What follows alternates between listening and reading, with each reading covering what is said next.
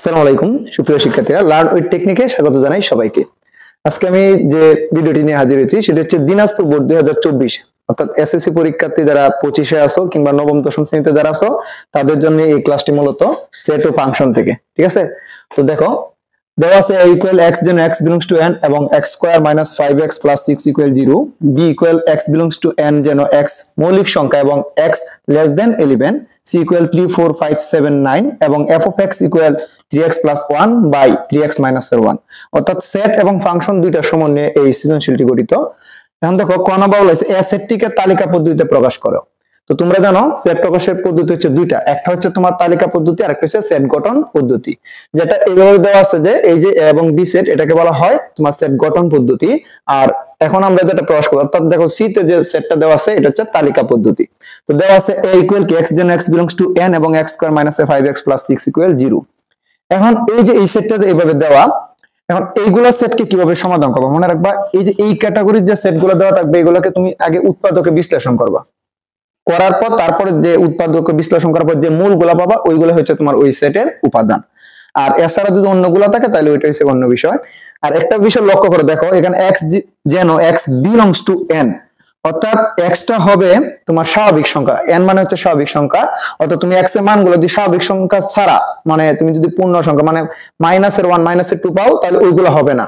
তোমার যদি স্বাভাবিক সংখ্যা অর্থাৎ 1 2 3 4 5 এগুলো হয় তাহলে কেবল হবে। তাহলে দেখো এখানে x square minus 5x plus 6 equal 0, উৎপাদক বিশ্লেষণ আমরা 6 থেকেই করে আসছি। এরপর একটু বলি, অর্থাৎ 6 কেমন ভাবে ভাঙাতে হবে, যেভাবে ভাঙলে তোমার যোগ করলে হয় তোমার কত 5 এবং গুণ করলে হবে 6। তাহলে আমরা জানি এটা কি 3 দুগুণে 6। তাহলে x স্কয়ার এটা হচ্ছে নাম হচ্ছে কি মিডল টার্ম, তার মানে এই যে যেগুলো আছে এগুলো ঠিক থাকবে আর শুধুমাত্র মিডিলে যেটা আছে এই যে মিডল মাইনাসে 5x এটাকে তুমি কি করবা ভেঙে লিখবা। তাহলে মাইনাসের 5x কে আমরা লিখতে পারি মাইনাসের 3x মাইনাসের 2x। এই যে একটু আগে আমরা জানি 3 দুগুণে 6, এখন মাইনাসের 3x মাইনাসের 2x কেন লিখলাম, কারণ এটা তো যোগ।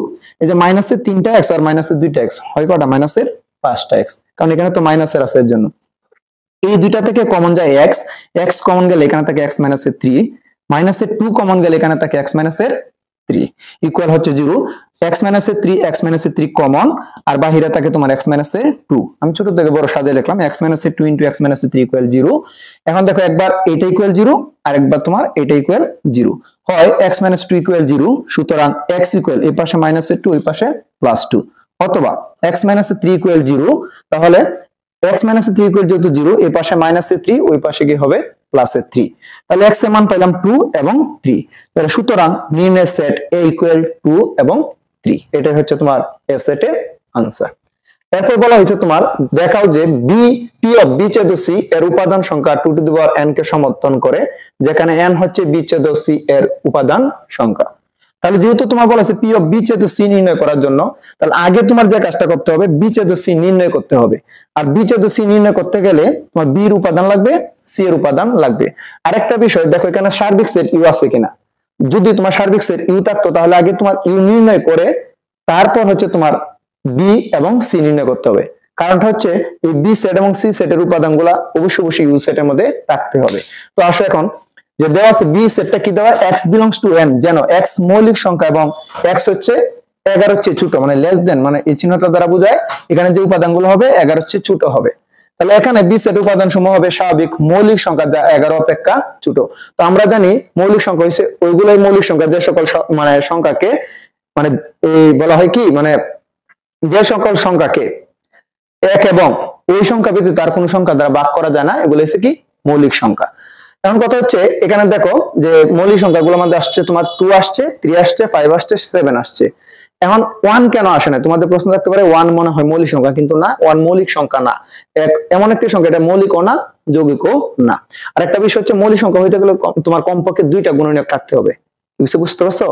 আচ্ছা, একটা হচ্ছে তোমার যেমন 2 এর কথা চিন্তা করো, 2 একটা মৌলিক সংখ্যা হচ্ছে সে নিজে, মানে এই একটা গুণনীয়ক হচ্ছে সে নিজে আর একটা হচ্ছে 1, কিন্তু 1 এর দেখো তো সে তার মাত্র একটাই আছে সেটা হচ্ছে 1।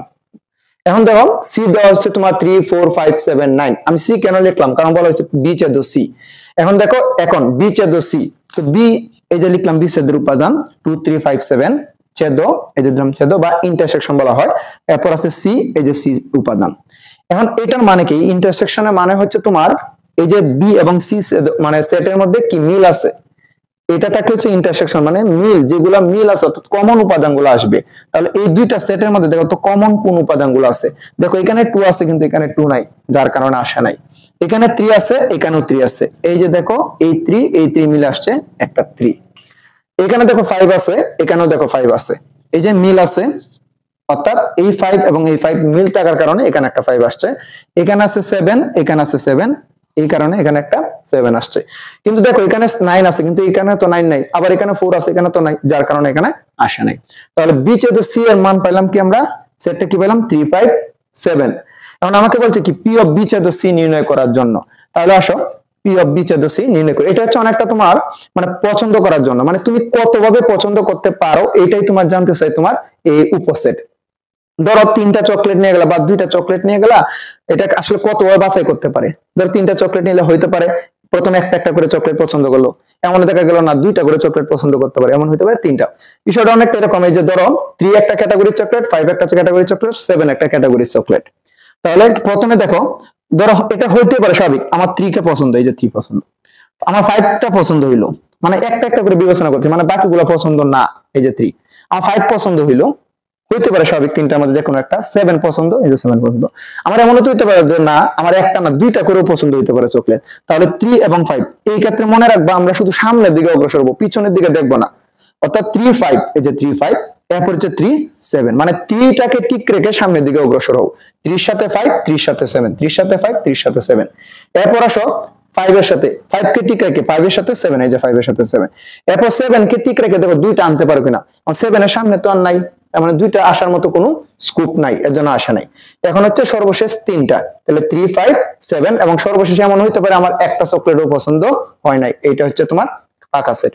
ঠিক আছে, এখানে চকলেটের কথা বললাম, এটা ধরে নাও এক একটা চকলেট একরকম ভাবে। অর্থাৎ আমরা কি বুঝলাম, উপসেট নির্ণয় করা মানে এক ধরনের বাছাই করা। অর্থাৎ প্রথমে একটা করে উপাদান আসবে, তারপর 2টা করে উপাদান আসবে, এরপর 3টা করে, এবং সর্বশেষ পাকা সেট।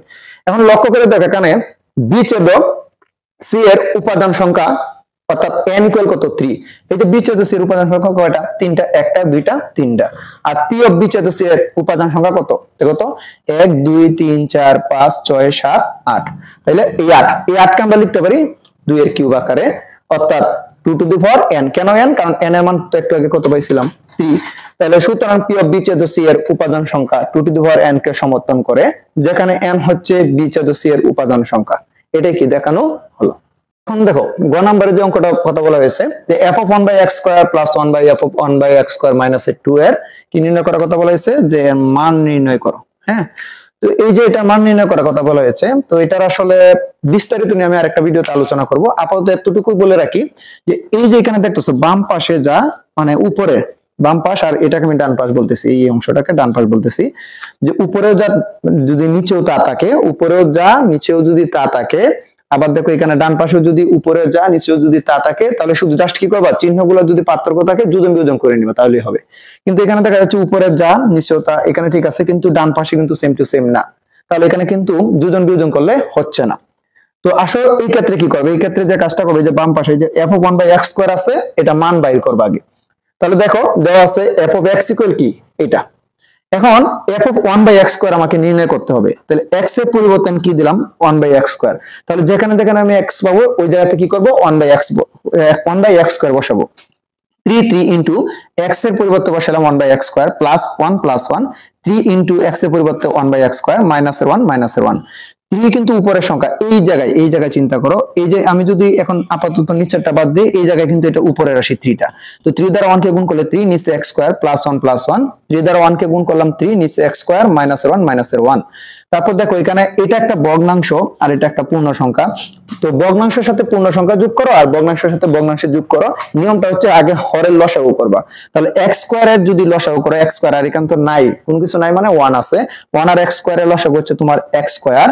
পরবর্তীতে কাজ হচ্ছে তোমার হর দ্বারা ভাগ করা, ভাগফলটাকে লব দ্বারা গুণ করা। তাহলে x স্কয়ার দিয়ে x স্কয়ার কে ভাগ করলে ভাগফল হয় 1, 1 দ্বারা 3 কে গুণ করলে 3 প্লাস প্লাস, এখানে যেহেতু হর নাই, যে কাজটা করবা তুমি ডাইরেক্টলি লসাগু দ্বারা গুণ করে দাও। তাহলে 1 কে x স্কয়ার দ্বারা গুণ করলে x square, same to same এই যে এই টান আছে, টান দিলাম, নিচে কাজটা করলাম আগের মতো, x স্কয়ার হচ্ছে লসাগু, হর দ্বারা ভাগ লব দ্বারা গুণ। x স্কয়ার কে x স্কয়ার দ্বারা ভাগ করলে 1, 1 দ্বারা 3 কে গুণ করলে 3, মাইনাস মাইনাস, যেহেতু এখানে হর নাই ডাইরেক্টলি লসাগু দ্বারা গুণ, হর নাই বলতে 1 আছে, তো x স্কয়ার দ্বারা 1 কে গুণ করলে x স্কয়ার। এখন দেখো এই যে এই অংশটুকু আছে এটা লিখলাম 3 + x square by x square, এখানে ভাগ আছে গুণ চিহ্ন দিয়ে উল্টায় ফেললাম, কারণ আমি ছিল ভাগ দিলাম গুণ বিপরীত করলাম, তাহলে এখানে রাশিটাও বিপরীত হবে, তখন নিচেরটা চলে যাবে উপরে আর উপরেরটা চলে যাবে নিচে। x স্কয়ার কাটা, তাহলে কি থাকে তোমার 3 + x স্কয়ার বাই 3 - এর x স্কয়ার, এই যে এটা পাইলাম। এখন যে কাজটা করব, এই যে প্রদত্ত রাশি যা ছিল ওই জায়গাতে কি করব, এই যে f(1/x স্কয়ার) দিয়ে আমি বাইর করলাম, এটার মান বসায় দেব, তাহলে এটা হচ্ছে প্রদত্ত রাশি। f(1/x স্কয়ার) এর মান কি পাইলাম, এই যে এটা বসাইলাম, +1 +1, same to same f(1/x square) এর মান বসাইলাম, -2 -2।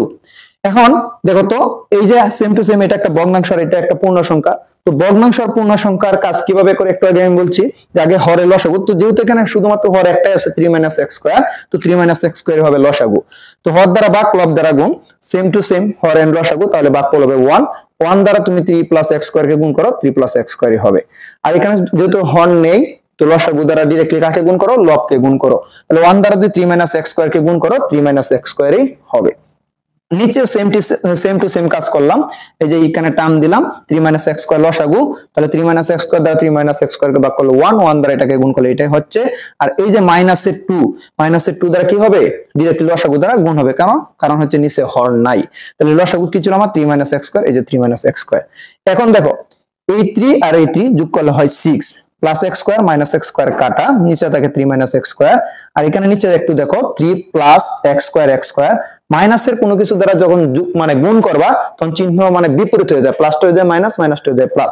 মাইনাসে এটা মনে রাখবা, চিহ্ন সংখ্যা বর্ণ, অর্থাৎ আগে আমরা চিহ্ন গুণ করি, তো মাইনাসের সাথে প্লাস, এখানে কোনো কিছু চিহ্ন নাই মানে প্লাস, মাইনাসে আর প্লাসে গুণ করলে মাইনাস, 2 দ্বারা 3 কে গুণ করলে 6, মাইনাস মাইনাসে গুণ করলে প্লাস, 2 দ্বারা x স্কয়ার কে গুণ করলে 2x স্কয়ার, নিচে আছে তোমার 3 - এর x স্কয়ার, তো অর্থাৎ এখানে প্লাস ছিল মাইনাস হয়ে যাবে আর মাইনাসটা প্লাস হয়ে যাবে, এরকম 6/3 - x স্কয়ার, নিচে আছে তোমার দেখো 3 আর হচ্ছে -6, তাকে তোমার -3 আর x স্কয়ার আর 2x স্কয়ার হয়ে যায় 3x স্কয়ার, আর নিচে ছিল তোমার 3 - x square, 3 - x square. Same to same কাজ করব আগের মতো, 6/3 - x স্কয়ার, বাদ ছিল গুণ চিহ্ন দিলাম, উল্টে যাবে, 3 - x স্কয়ার চলে যাবে উপরে, 3x স্কয়ার - 3 চলে গেল নিচে। কিন্তু দেখো এখান থেকে তো 3 কমন যায়, তো কমন নেওয়ার আরেক নাম হচ্ছে ভাগ করা। তুমি এখান থেকে 3 কমন নিচ্ছ মানে এটাকে 3 দ্বারা ভাগ করতেছো, এটাকে 3 দ্বারা ভাগ করতেছো, তাহলে 3x স্কয়ার কে 3 দ্বারা ভাগ করো, x স্কয়ার থাকে, 3 কে 3 দ্বারা ভাগ করলে 1 থাকে, এই জায়গা থেকে আমি 3 কমন নিছিলাম।